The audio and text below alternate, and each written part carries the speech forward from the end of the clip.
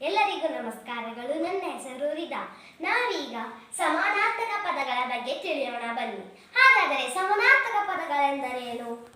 ಒಂದು ವಸ್ತು, ಪ್ರಾಣಿ, ವಸ್ತುವಿಗೆ ಅದೇ ಅರ್ಥ ಸೂಚಿಸುವ ಪದ ಸಮಾನಾರ್ಥಕ ಪದಗಳು.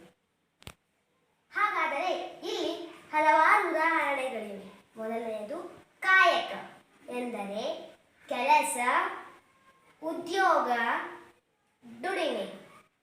ತಂಡ, ಪಕ್ಷ, ಬಣ, ಗುಂಪು, ದಳ, ಪಡೆ.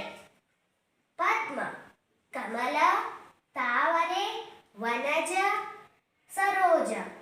ಭಾಷೆ, ಮಾತು, ವಚನ, ಆಣೆ, ನುಡಿ, ಪ್ರತಿಜ್ಞೆ. ರವಿ, ಸೂರ್ಯ, ದಿನಕರ, ಭಾಸ್ಕರ, ಅರ್ಕ. ಆಕಾಶ, ಗಗನ, ಅಂಬರ, ಆಗಸ, ಬಾನು. ನೀರು, ಜಲ, ಅಂಬು, ಉದಕ, ಸಲೀಲ. ತಾಯಿ, ಅಮ್ಮ, ಜನನಿ, ಮಾತೃ, ಅವ್ವ. ಗಾಳಿ, ವಾಯು, ಪವನ, ಅನಿಲ. ರಾಜ, ದೊರೆ, ನೃಪ, ಅರಸ, ಭೂಮಿಪ. ಚಂದಿರ, ಶಶಿ, ಚಂದ್ರ, ಸೋಮ, ತಿಂಗಳು.